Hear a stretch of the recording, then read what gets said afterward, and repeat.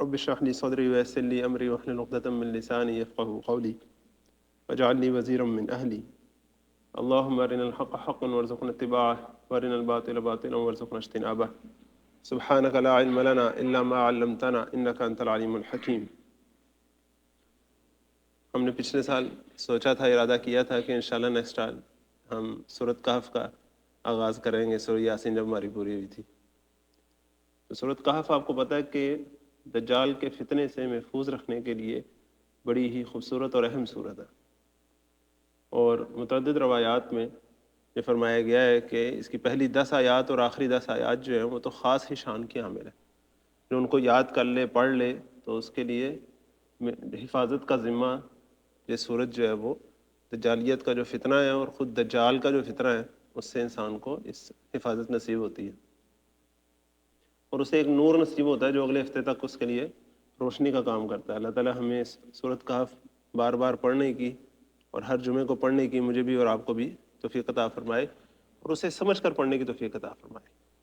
اب ہم انشاءاللہ خطبہ جمعہ میں اپنے اس جمعے کے درس میں سورۃ کہف کا آغاز کریں گے، اور ترتیب کے ساتھ جس طرح سورہ یاسین ہم لے کر چلے تھے اس طرح لے کر چلنے کی کوشش کریں گے انشاءاللہ۔ تو آج اس کی پہلی جو آیت ہے وہ پڑھتے ہیں، الحمدللہ الحمدللہ الذی انزل علی عبدہ الکتاب۔ سب تعریف، شکر، حمد اللہ ہی کے لیے جس نے اپنے بندے پر یہ کتاب نازل فرمائی۔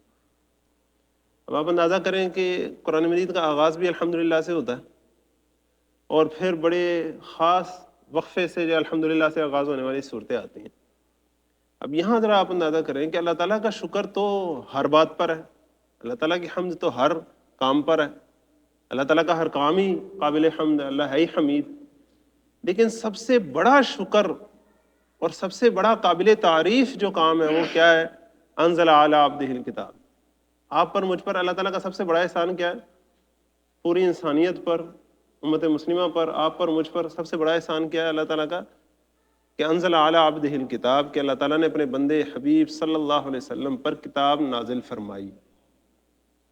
اب وہ کتاب بھی اور وہ بندے صلی اللہ علیہ وسلم صاحب کتاب بھی، قرآن بھی اور صاحب قرآن بھی، دونوں ہی کے ہم پر ایسے احسانات ہیں، اور وہ پوری انسانیت پر ایسے احسان ہے کہ انسانیت اس کا احصاء ہی نہیں کر سکتی، اس کا اندازہ ہی نہیں کر سکتی۔ لیکن آپ اندازہ کریں کہ جو دجالیت کا فتنہ ہے اور جو دجال کا فتنہ ہے اس کے اعتبار سے اس بات کی کتنی زیادہ اہمیت ہے کہ اللہ تعالیٰ نے آپ کو مجھے فتنے کے دور میں پیدا کیا نا، تو پریشان نہ ہو۔ الحمدللہ الذی انزل علی عبدہ الکتاب، اللہ تعالیٰ نے تمہیں صرف فتنے کے دور میں پیدا نہیں کیا بلکہ اس دور کے فتنوں سے بچانے کے لیے، تمہاری رہنمائی کے لیے یہ کتاب بھی تو دی، اور صاحب کتاب صلی اللہ علیہ وسلم بھی تو بھیجے جن کی سنت تمہارے پاس موجود ہے، اور اللہ تعالیٰ نے تمہیں چوز کیا اس دور کے لیے۔ اپنے اس دور میں پیدا ہونے پر بھی ہمیں اللہ تعالیٰ کا شکر ادا کرنا چاہیے۔ اللہ تعالیٰ چاہتا تو ہمیں کسی اور دور میں پیدا کر سکتا تھا، اللہ تعالیٰ نے آپ کو مجھے چوز کیا تو ہم اس دور میں پیدا ہوئے ہیں جہاں فتنے ہیں، آزمائشیں ہیں، امت مسلمہ جو ہے وہ بڑے مشکلات سے گزر رہی ہے۔ کیوں کہ اللہ تعالیٰ نے آپ کے میرے اندر ایسی صلاحیت رکھی ہے کہ ہم ان مشکلوں سے نکل سکتے ہیں، ہم اس کے لیے اپنا پارٹ پلے کر سکتے ہیں، کیونکہ لا یکلف اللہ نفسا الا وسعها، اللہ تعالیٰ کسی بھی جان کو اس کی وسعت سے زیادہ تو مکلف نہیں ٹھہراتا۔ تو اگر اللہ تعالیٰ نے ہمیں اس دور میں پیدا کیا ہے، اس کا مطلب ہے کہ یہاں گزارا کرنے کی، یہاں بہتری کرنے کی وسعت بھی اللہ تعالیٰ نے، پوٹینشیل بھی ہمارے اندر رکھا ہے۔ ذمہ داری اب آپ کی میری ہے کہ ہم اس پوٹینشیل کو پہچانتے ہیں کہ نہیں۔ اصل میں ہم پہچانتے ہیں لیکن دنیا کے لیے، اپنے مفاد کے لیے پہچانتے ہیں، لیکن بہتری کے لیے، صلاح و فلاح کے لیے کام کرنے کے لیے انسان اپنے پوٹینشیل کو پہچانے تو یہ اصل پوٹینشیل اللہ تعالیٰ ہمیں اپنی ساری صلاحیتیں اس پر لگانے کی توفیق عطا فرمائے، اپنی وسعتیں اس پر لگانے کی توفیق عطا فرمائے۔ اب مزید آپ دیکھیں کہ آپ صلی اللہ علیہ وسلم کا انسانیت پر کیا احسان ہے۔ آپ صلی اللہ علیہ وسلم سے پہلے کی دنیا کیسی تھی، بعد کی دنیا کیسی ہے۔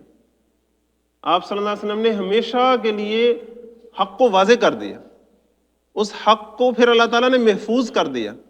آپ صلی اللہ علیہ وسلم کی لائی ہوئی اس کتاب کو بھی، اور آپ صلی اللہ علیہ وسلم کی لائی ہوئی شریعت اور سنت کو بھی، آپ صلی اللہ علیہ وسلم کی احادیث کو، آپ صلی اللہ علیہ وسلم کے صحابہ کے اقوال کو، ان کے طور طریقے کو، سب کو اللہ تعالیٰ نے محفوظ کر دیا ہمیشہ کے لیے، اور اس کی حفاظت کا پھر اللہ تعالیٰ نے کتاب کی حفاظت کا خود ذمہ بھی لیا۔ یہ اللہ تعالیٰ کا بہت بڑا احسان ہے ہم پر، اور فتنوں سے بچانے والی یہی کتاب ہے اور آپ صلی اللہ علیہ وسلم کی سنت ہی ہے۔ بہت سی حدیثیں ایسی کہ فتنوں کے جب دور آئیں گے تو کیا ہوگا کہ کتاب اور سنت کو ہی اپنے دانتوں سے مضبوطی سے پکڑ کے رکھنا، چھوڑنا نہ اس کو۔ اور وہ مشہور جو حدیث ہے جو پچھلے رمضان سے پہلے میں نے آپ کو تفصیل سے سنائی تھی، اور انشاءاللہ اگلے یا اس سے اگلے جمعے میں ہم دوبارہ اس کو تفصیل سے پڑھیں گے، کہ جب حضرت علی رضی اللہ عنہ سے آپ صلی اللہ علیہ وسلم نے فرمایا کہ ان قریب ایک بہت بڑا فتنہ آئے گا، تو انہوں نے پوچھا یا رسول اللہ مل مخرج منہا یا رسول اللہ، اس سے نکلنے کا رستہ کیا ہے؟ تو آپ صلی اللہ علیہ وسلم نے فرمایا کتاب اللہ، یہ ہے جو فتنوں سے بچانے والی ہے۔ تو ہم فتنہ دجال کی اگر بات کر رہے ہیں، دجالیت کی بات کر رہے ہیں، جو کہ آج کل بڑا ایک ہٹ موضوع ہے، بڑا ایک وائرل موضوع ہے۔ اگر کہیں بھی آپ سوشل میڈیا پر بھی دیکھیں، چار بندے بیٹھ کر بھی بات کر رہے ہوں دجال کی، حضرت محمد مہدی نے آنا ہے، پھر عیسیٰ علیہ السلام نے آنا ہے، تو بڑی ایک انٹرسٹنگ سی گفتگو ہوتی ہے، سوشل میڈیا پہ بڑی ہٹ ایک چیز ہوتی ہے۔ لیکن اصل آپ کا میرا مقصد ان تاریخی بحثوں میں یا ان مائنیوٹ ڈیٹیلز میں جانے کی بجائے اس سے نکلنے کا جو رستہ اللہ تعالیٰ نے آپ کو مجھے دیا ہے اس پر غور کرنے کی ضرورت ہے، اور وہ اللہ تعالیٰ نے کیا دیا ہے؟ عبدہ الکتاب۔ اب یہاں پھر ذرا غور کریں، یہ بھی کہا جا سکتا تھا انزل الکتاب علی عبدہ، اللہ تعالیٰ علی عبدہ کو پہلے لے کر آئے صلی اللہ علیہ وسلم، اور پھر کتاب، کیونکہ اس دور میں یہ بھی فتنہ ہے کہ اکیلا قرآن ہمارے لیے کافی ہے، آپ صلی اللہ علیہ وسلم کی سنت یا آپ کی جو پوری شریعت ہے، آپ کی جو پوری حدیث ہیں، اس کی اہمیت کو کم کرنے کا بھی ایک فتنہ یہاں موجود ہے۔ تو ایسا نہیں ہے، سنت اور کتاب جو ہے یہ ایک آرگینک ہول ہے، قرآن مجید اور صاحب قرآن صلی اللہ علیہ وسلم کی بات، یہ ایک آرگینک ہول، ان کو علیحدہ نہیں کیا جا سکتا، یہ دونوں مل کر ایک ہدایت بنتی ہیں، ایک بینہ بنتی ہیں۔ اللہ تعالیٰ ہمیں اس کو بھی سمجھنے کی توفیق عطا فرمائے۔ پھر آپ مزید آگے دیکھیں کہ یہی دو چیزیں ہیں جو اصل اسلام کی شان ہے، اور مسلمانوں اور غیر مسلم کو تفریق کرنے والی یہی دو چیزیں ہیں۔ ذرا غور کریں، جب آپ صلی اللہ علیہ وسلم آئے تو کیا کفار پہلے سے اللہ کو نہیں جانتے تھے؟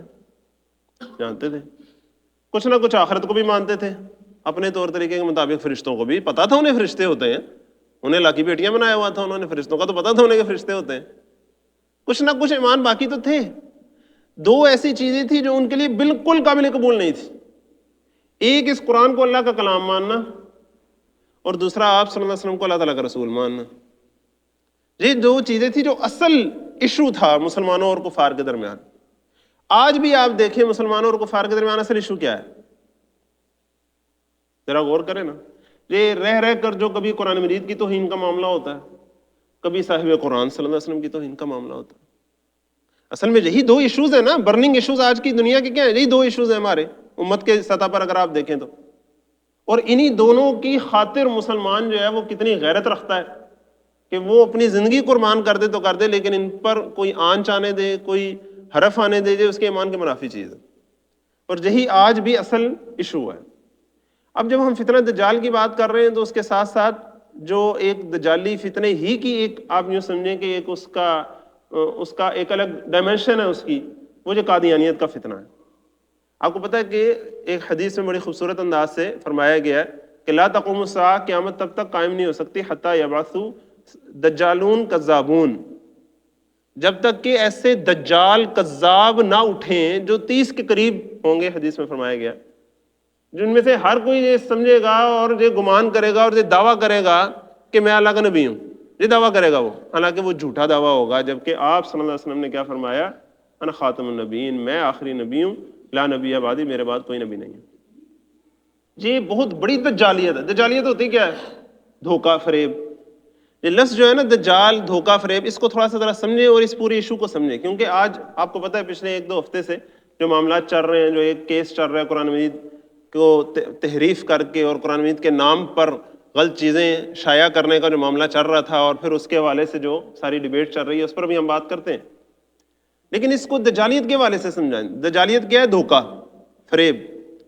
قادیانیت کوئی مذہب نہیں ہے، ٹیکنیکلی اس بات کو سمجھیں، سادی کوئی اقلیت نہیں ہے کہ ہم سمجھیں جی مذہبی آزادی ہے یا اقلیتوں کے حقوق ہیں تو جی وہ بھی اس حقوق کے اندر آ جائیں گے۔ وہ ایک دھوکے اور فریب کا نام ہے، ایک جھوٹ اور ظلم کا نام ہے۔ بھئی اگر انہوں نے اپنا کسی شخص کو اگر نبی مانا ہے تو کہیں اپنے مذہب کا کوئی نام رکھیں اور کہیں کہ ہم وہ ہیں، ان کو آزادی ہے، کریں۔ کیا سکھوں کو آزادی نہیں ہے؟ وہ اپنے بابا گرو نانک کو جو تسلیم کرتے ہیں، ہم نے کبھی کچھ کہا انہیں؟ آپ صلی اللہ علیہ وسلم کے بعد ہی آئے ہیں نا بابا گرو نانک، ان کو بڑا کچھ کہتے ہیں وہ، ہم نے کبھی نہیں کچھ کہا انہیں، جو مرضی تسلیم کریں، ان کا نام رکھیں، جو مرضی کریں. لیکن جب وہ اپنے نبی کو اور اپنے دین کو، اپنے مذہب کو، اپنی کتاب کو، اپنی عبادت کے طریقے کو، اپنی عبادت کی جگہ کو وہ نام دیتے ہیں جو ہمارے ہیں، تو یہ تو سادہ سے 2 2 4 کی طرح کی بات ہے. اس میں کون سی راکٹ سائنس ہے سمجھنے کے اعتبار سے کہ یہ کاؤنٹر فیٹ کا مسئلہ ہے، یہ دھوکہ دہی کا مسئلہ ہے. یہ تو سادہ معاشی اعتبار سے بھی آپ دیکھ لیں، کاروباری اعتبار سے بھی دیکھ لیں، تو ٹریڈ مارک ہوتا ہے ہر ایک کا اپنا اپنا. کسی دوسرے کو آقا سلطنت کہ اس کے ٹریڈ مارک پہ چھاپا مار دے اور اس پہ ڈاکہ ڈال دے. تو اس طریقے سے مسلمانوں کی یہ پہچان جو پوری ہے، اس کو جب وہ چرانے کی کوشش کرتے ہیں تو یہ نرا ہی دھوکہ ہوتا ہے اور نرا فریب ہوتا ہے. پھر کوئی مذہبی آزادی کے زمانے میں وہ چیز نہیں آ جاتی. اب اس کیس میں اگر آپ دیکھیں تو کیس میں ہوا کیا، تفصیلات آپ کو جاننی چاہیے اور آپ کو پڑھنی بھی چاہیے، سمجھنی بھی چاہیے. میں نے پچھلی دفعہ بھی کہا تھا، امت مسلمہ کے مسائل سے آگہی، دنیا میں ہو کیا رہا ہے، ملک میں ہو کیا رہا ہے، یہ آگہی یہ آپ کا میرا ایک ملی فریضہ ہے. اگر ہم واقعی امت مسلمہ کا ایک حصہ ہیں تو پھر ہمیں فیلنگ ہونی چاہیے نا اس کے ساتھ، ایک اٹیچمنٹ کی، ایک اونرشپ کی. اگر ہم یہ سمجھتے ہیں جو ہو رہا ہے ہوتا رہے، ہمیں کیا مطلب، تو اس کا مطلب ہے کہ ہم پھر اپنا سمجھتے ہی نہیں کسی کو، نہ اپنے آپ کو کسی کا سمجھتے ہیں، کوئی تعلق ہی نہیں ہمارا آپس میں. تو ان چیزوں سے آگاہ رہنا چاہیے. اب کیا ہوا ہے کہ ایک قادیانی ملعون اس نے ایک کتاب چھاپ رہا ہے اور اس کے اوپر لکھ رہا ہے کہ قرآن مجید ہے، اور جو اس کا اردو ترجمہ اور اس کی تفسیر ہے. میں اس کو قرآن مجید نہیں کہہ رہا، کیوں کہ اس نے تحریف کی ہوئی ہے اس میں. اصل قرآن مجید تو وہ ہے جو یہ ہے، جو اللہ تعالیٰ نے محفوظ کیا ہوا ہے مسلمانوں کے سینوں میں، ان کے دلوں میں، اور اللہ تعالیٰ نے امت مسلمہ کی یہ ذمہ داری بھی بنائی ہے. اور پاکستان کے آئین میں جو آرٹیکل 31 ہے اس میں ہم نے اس بات کو لکھا بھی ہے کہ ریاست پاکستان کی ذمہ داری ہے کہ مسلمانوں کی جو مذہبی چیزیں ہیں، مثال کے طور پر قرآن مجید ہے، تو اس کی اتباع کا سارا بندوبست کرنا اور اس کی حفاظت کا بندوبست کرنا یہ ریاست پاکستان کی ذمہ داری ہے. اور اس آئین ہی کا حلف ہم سب نے لیا ہوتا ہے. یہ تم بار بار اس جگہ پر میں آپ سے کہتا رہا ہوں، سارے جتنے بھی ہمارے عہدیداران ہوں انہوں نے اسی کے اوپر عہد لیا ہوتا ہے، اسی کی حفاظت کا، اسی کے مطابق کام کرنے کا عہد لیا ہوتا ہے.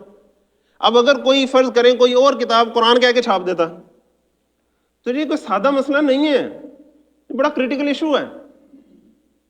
اب یہ ایک اچھا بھلا جرم ہے، بڑا جرم، آئینی جرم ہے، یہ آئین کے لحاظ سے یہ ایک جرم ہے. اب جب اس شخص نے یہ کیا ہے تو اب اس کو جب پکڑا گیا، سزا دی گئی، جیسے بھی سزا ہوئی، پھر جیسے بھی اسے چھوڑا گیا، وہ معاملہ تو ہو رہے ہیں کہ بھئی اس کی سزا ویسے ہی پوری ہو گئی، جتنی سزا دی گئی وہ تو پوری ہو گئی، تو چلو اسے چھوڑ دو. چھوڑنے کی بات الگ ہے، لیکن وہ چھوڑتے ہوئے جو کمنٹس دیے گئے ہمارے اعلیٰ عدلیہ کی طرف سے وہ بڑے خطرناک تھے کہ بھئی مذہبی معاملات میں جذبات عقل کی اور حقائق کی جگہ لے لیتے ہیں اور مذہبی آزادی اور ان سب چیزوں کو پسے پش ڈال دیا جاتا ہے. لہٰذا مذہبی آزادی ہے پاکستان میں اور اسلام میں اور اقلیت کو اس کے حقوق حاصل ہیں. اس سے کس کو شک، اس میں کس کو شک ہے کہ بھئی اقلیت کو اس کے حقوق حاصل ہیں؟ مذہبی آزادی سب کو ہے. جس طرح میں نے پہلے کہا، ہم نے کبھی کسی مذہب کو نہیں کہا کہ وہ ایسے کرے ویسے نہ کرے، لیکن وہ بطور اپنے مذہب کی اپنی شناخت کرے نا. مسلمانوں کی شناخت کے اوپر کیوں ڈاکہ ڈالتا ہے؟ یہ تو مسلمانوں کی بھی حق تلفی ہے نا. ہماری بھی کوئی حق ہے کہ نہیں؟ ہمیں بھی کوئی آزادی پھر ہے کہ نہیں؟ مسلمانوں کو بھی کوئی آزادی ہے کہ نہیں رہی؟ پھر یہ ایک اہم سوال ہے ہمارے سامنے.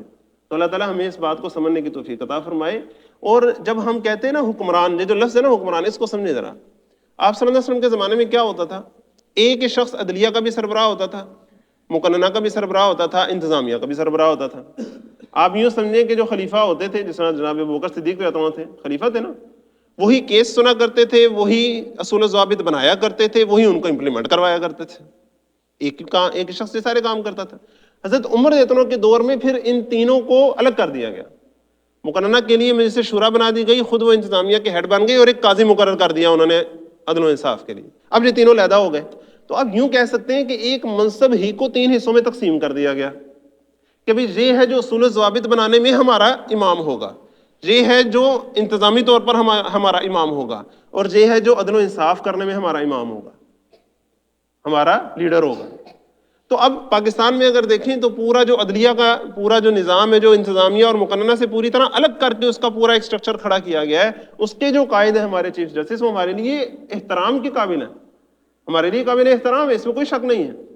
اور وہ تو اس قوم نے ایسا احترام شو کیا ان کے لیے، آپ اندازہ کریں کہ قوم کی اکثریت ان کے ایک فیصلے سے اختلاف کرتی تھی. ابھی الیکشن کے معاملے پہ جو ہوا، سمبل کا جو معاملہ ہوا، قوم کی اکثریت اختلاف کرتی تھی، لیکن قوم کی اکثریت نے شو تو کیا پرامن طریقے سے ووٹ دے کے کہ ہم آپ کے اس فیصلے سے اختلاف کرتے ہیں. آپ نے اگر ایک سمبل چھین بھی لیا تو ہم ان سارے مسلینیس سمبلز کو ہم ووٹ ڈالیں گے. لیکن احترام کیا انہوں نے. یہ اس قوم کی بہرحال بہادری ہے.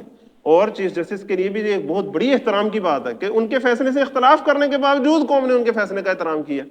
لیکن یہ معاملہ ایسا نہیں ہے. یہ ہمارے عقائد کا مسئلہ ہے. یہ قرآن مجید سے ریلیٹڈ بات ہے. یہ آپ صلی اللہ علیہ وسلم کی ختم نبوت سے ریلیٹڈ بات ہے. اس کو قوم اتنا ایزیلی نہیں لے سکتی. اپنے حق پر ہماری قوم ماشاءاللہ بڑے ہاضمے کا مالک ہے. حق پر جو بھی ہو جائے بات، اس سے اختلاف کرتے ہوئے وہ چلتی رہتی ہے. لیکن ایمان کے معاملے پر، عقیدے کے معاملے پر یہ قوم بڑی سینسٹیو ہے، اور اسے ہونا چاہیے. جتنی ہے اس سے بھی زیادہ ہونا چاہیے. ہاں، سینسٹیو ہونے کے ساتھ ساتھ سینسیبل بھی ہونا چاہیے، اس میں کوئی دو رائے نہیں ہے. جذبات کے ساتھ ساتھ عقل بھی ہونی چاہیے کہ ان کے جذبات کا ظہور کس طریقے سے ہونا چاہیے. کیا اس میں قانونی طریقے اختیار کیے جا سکتے ہیں؟ مثال کے طور پر ابھی سوشل میڈیا کی مدد سے کوئی ایسی ایک اپلیکیشن بھی جنریٹ کی جا سکتی ہے جس میں سارے شہری جو ہے وہ اپنے جو آئی ٹی کے اندر جس طرح سائن کرتے ہیں یا اپنی رائے دیتے ہیں، یا رائے دے کر سارے پاکستان کے شہری اپنی عدالت سے ریکویسٹ بھی کر سکتے ہیں کہ آپ نظر ثانی کریں اپنے اس فیصلے پر. اس طرح کا طریقہ اپنانا چاہیے پرامن طریقے سے. مذہبی جماعتوں کو بھی، دوسری بھی جتنے بھی مسلمان ہیں سارے، ان کو ریکویسٹ پیش کرنی چاہیے کہ آپ اس پر نظر ثانی کریں، دوبارہ سے دیکھیں، اپنے ان کومنٹس کو دیکھیں. آپ کی تو چند کومنٹس ہیں لیکن وہ نچلی عدلیہ پر جو اثرات رکھیں گے، تو دوسرے الفاظ سے وہ پورے سسٹم جو مسلمانوں نے بڑی قربانی دے کے یہ اپنا حق منوایا کہ بھئی مسجد مسلمان ہی کی مسجد ہے. کسی دوسرے نے اپنا عبادت کرنی ہے کرے، اس کو اجازت ہے، لیکن اس کو مسجد نہ کہے. کسی دوسرے نے اپنی کتاب چھاپنی ہے چھاپے. بھئی ان کے اگر کوئی نبی ہیں اور ان پر کوئی کتاب نازل ہوئی ہے چھاپیں. قرآن مجید تو سیدھا سیدھا ایک مطالبہ کرتا ہے کہ میرے مقابلے کی کوئی چیز ہے تو لے کے آؤ. ہاں، تمہارے پاس کوئی کتاب ہے تو چھاپو اسے. تمہارے پاس کوئی واقعی کوئی وحی آئی ہے، کوئی فرشتہ آیا ہے، کوئی تمہارا کوئی نبی ہے، لے کے آؤ نا اس کی چیز دلیل کے طور پر. لیکن اس کو قرآن کہہ کے نہیں، ایسے نہیں. یہ تو پھر ڈرامے بازی ہے نا، یہ تو پھر دھوکہ ہے، یہ تو پھر ڈاکہ ہے. یہ ڈالنے کی اجازت کسی کو نہیں ہے. ہاں، اپنی چھاپیں، وہ اپنی کتاب کر کے چھاپیں، کبھی کسی نے منع نہیں کیا. لیکن قرآن مجید کہہ کے ان کو آزادی دینا یہ بڑی ہی سیریس خطرناک غلطی ہے. میں ان لوگوں سے بھی گزارش کروں گا جو اس غلطی کو کسی بڑے ایجنڈے کا حصہ قرار دے کر خواہ خواہ کے الزام تراشیاں اور لیبل لگا رہے ہیں اور اگلے کے عقائد اور اگلے کی نیت پر حملے کر رہے ہیں. ایسے بھی نہیں کرنا چاہیے. غلطی ہے، ہو جاتی ہے، اس میں کیا بات ہے. غلطی ہے، انسانی سے غلطی ہوتی ہے، انسان غلطی کا پتلا ہے. تو اس کے لیے پہلے سب سے تو ریکویسٹ ہی بنتی ہے نا. تو میں ان سے بھی ریکویسٹ کروں گا کہ آپ کا بڑا احترام ہے، آپ کی بڑی ذمہ داری ہے، آئین کا تحفظ آپ کی ذمہ داری ہے، اس ملک کے شہریوں کے حقوق کا تحفظ آپ کی ذمہ داری ہے. اگر کوئی خانہ جنگی کی کیفیت ہو گئی، کوئی آپس میں گتم گدا ہو گئی کچھ، تو پھر اس کی ساری ذمہ داری کس پہ جائے گی. لہٰذا آپ اس اپنی سیریسنس کو سمجھیں اور پہلے کام کیا کریں، اللہ تعالیٰ سے توبہ کریں، اللہ تعالیٰ سے مدد مانگیں، اللہ تعالیٰ سے ہدایت مانگیں، اللہ تعالیٰ سے نصرت مانگیں. اس پورے ایشو میں کس طرح آپ کو بیہیو کرنا چاہیے، کس طرح اس کو اب ڈیل کرنا چاہیے. اب یہ ایک مسئلہ ہو گیا نا، اب اس کو ڈیل کیسے کرنا چاہیے، کہیں اس کی ڈیلنگ میں مس ڈیلنگ نہ ہو جائے، مس ہینڈلنگ نہ ہو جائے چیز. کیونکہ ہماری قوم پہلے جس طرح کے مسائل میں دوچار ہے، اب وہ اس طرح کا کوئی تجربہ برداشت نہیں کر سکتے کہ ادھر پہلے سیاسی طور پر ہمارے جو کچھ معاملات ہوا ہے اس میں اگر بیچ میں کوئی عقائد کا تڑکا لگ گیا تو ادھر تو تباہی مچے گی، نظر نہیں آئے گا بندے گئے کدھر سارے. تو اللہ تعالیٰ ہمیں سمجھنے کی توفیق عطا فرمائے اور اس ایشو کو بڑے ٹھنڈے طریقے سے ہینڈل کرنے کی توفیق عطا فرمائے. یہ ہم ان سے بھی ریکویسٹ کرتے ہیں، چیف جسٹس سے بھی اور باقی سب سے بھی، کہ خام خواہ ان کی نیتوں پر حملے کرنے کی بجائے پرامن طریقے سے ان سے ریکویسٹ کریں کہ آپ اس ایشو کو دوبارہ سے دیکھیں. ان کا احترام اپنی جگہ ہے، ان کی ذمہ داری اپنی جگہ ہے، لیکن جو غلطی ہوئی ہے اس پر انہیں توبہ کر کے اپنی اصلاح کرنی چاہیے، کیونکہ غلطی کی اصلاح کرنے والا ہی بڑا آدمی ہوتا ہے.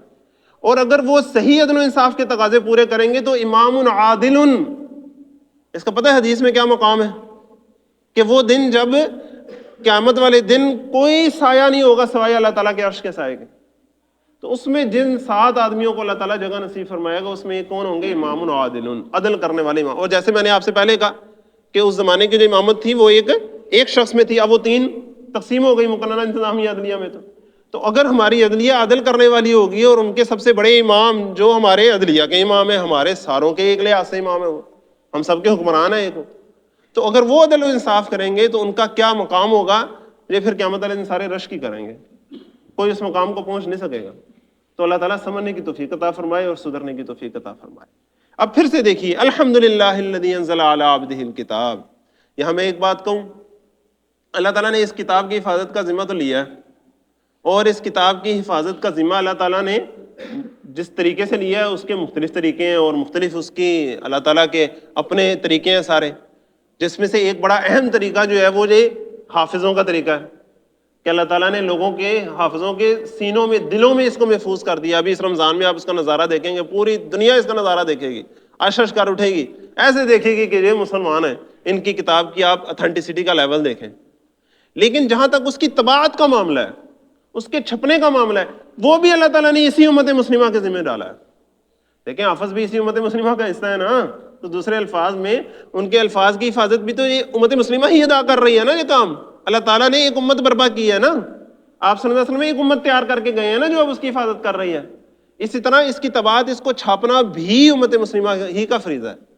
خلافت عثمانیہ کے زمانے میں جو کیتھولک چرچ تھا، اس نے ایک تحریف شدہ قرآن چھپوا کر ہزاروں کی تعداد میں بنٹوایا، تو جب خلیفہ کو پتہ لگا، جیسے تیسے بھی وہ ہوتے تھے، وہ الگ بات ہے، لیکن میں نے آپ سے کہا نا، جیسے تیسا بھی مسلمان ہے، کتاب اور صاحب کتاب، قرآن اور صاحب قرآن، اس پہ کوئی کمپرومائز نہیں ہے۔ دیکھیں ہمارے پلے رہ کیا گیا، مجھے بتائیں آپ، ہم سیاسی طور پر خود مختار ہیں، معاشی طور پہ ہم کوئی استحکام ہمارے پاس ہے، کوئی معاشرتی طور پر ہمارے اندر کوئی غیرت کوئی باقی رہ گئی، کچھ کوئی سائنسی طور پر، کوئی کسی طور پر ہمارے پلے کچھ رہ گیا؟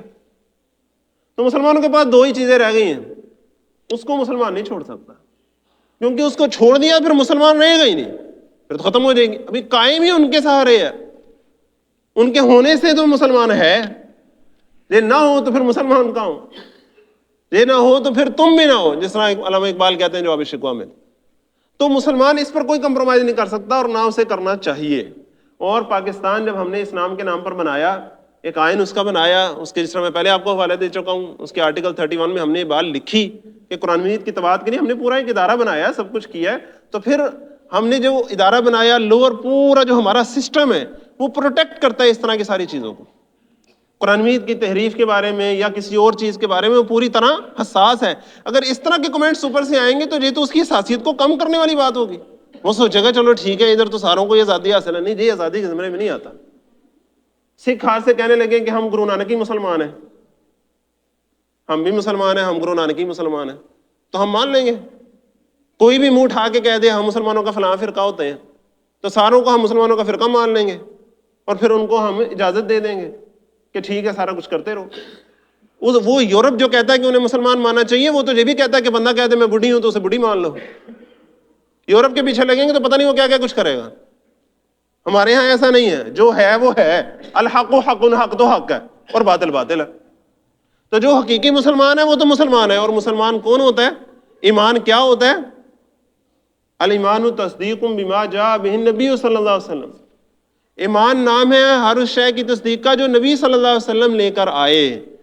اب آپ صلی اللہ علیہ وسلم کی لائے ہوئے طریقے اور آپ کے بتائی ہوئی ڈیفینیشن کے مطابق وہ اللہ کو مانے گا، آخرت کو مانے گا، آپ صلی اللہ علیہ وسلم کو بھی مانے گا اور کتاب کو بھی مانے گا۔ یہ سب کو وہ کیسے مانے گا؟ جیسے آپ صلی اللہ علیہ وسلم نے بتایا۔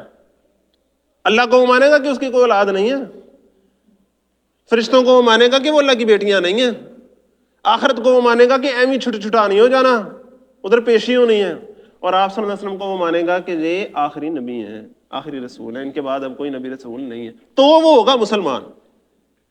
اگر وہ اپنی ڈیفینیشن بنا کے سارا کچھ کرتا پھرے تو وہ مسلمان نہیں ہے، سیدھی سیدھی دو دو چار کی طرح کی بات۔ تو اللہ تعالیٰ نے یہ جو کتاب اور صاحب کتاب ہمیں دیے، ہم پر سب سے بڑا اللہ تعالیٰ کا جو احسان ہے، فتنوں کے زمانے میں بچانے والی یہ چیز ہے، اور ان فتنوں میں ایک بڑا فتنہ جو قادیانیت ہے، اور یہ جو سارا ہمارے اس کے حوالے سے سینسٹیوٹی کا کم ہو جانا بھی ایک فتنہ ہے، ہماری لوزنس دکھا دینا بھی ایک فتنہ ہے۔ اس سب سے بھی بچانے والی کیا چیز ہے؟ یہ کتاب ہے۔ تو الحمدللہ الذی انزل علی عبدہ الکتاب، آگے الفاظ دیکھیے، ولم یجعل لہ عوجا، اور اس میں کوئی کجی کمی ٹیڑھ نہیں رکھی، اس میں کوئی ٹیڑھ نہیں ہے، اس میں کوئی غلط بات نہیں ہے، کوئی کمی نہیں رہ گئی. کیا مطلب؟ کوئی ایسی چیز نہیں آ گئی جو اس میں نہیں ہونی چاہیے تھی، اور کوئی ایسی چیز رہ نہیں گئی جو اس میں ہونی چاہیے تھی. یہ جامع بھی ہے، معنی بھی ہے. ہر صحیح بات اس کے اندر موجود ہے، اور اس میں موجود ہر شے صحیح ہے. اس سے ہٹ کر اگر کوئی سمجھے کہ کہیں اور سے ہدایت مل جائے گی تو ایسا نہیں ہے. اللہ تعالیٰ پھر اس کو گمراہی میں پہنچا کے چھوڑے گا جو قرآن کے بغیر ہدایت تلاش کرنے کی کوشش کرے گا. تو وَلَمْ يَجْعَلْ لَهُ عِوَجًا. مزید دیکھیں، اس کو اللہ تعالیٰ نے جو ہدایت کا سرچشمہ بنا دیا، اب وقت کے گزرنے کے ساتھ اس نے کوئی ایکسپائر نہیں ہو جانا، اس نے کم نہیں ہو جانا. اس کی شان ویسی کی ویسی رہنی ہے، کیونکہ یہ قیم ہے. یہ جو لفظ ہے نا قیم، اس پر بس میں بات کر کے تھوڑی سی ختم کرتا ہوں. قیم بڑا خوبصورت لفظ ہے. قیم کہتے ہیں جو خود قائم ہے بھی، صحیح درست ہے. اس کے دو طرح کے ترجمے آپ کو ملیں گے.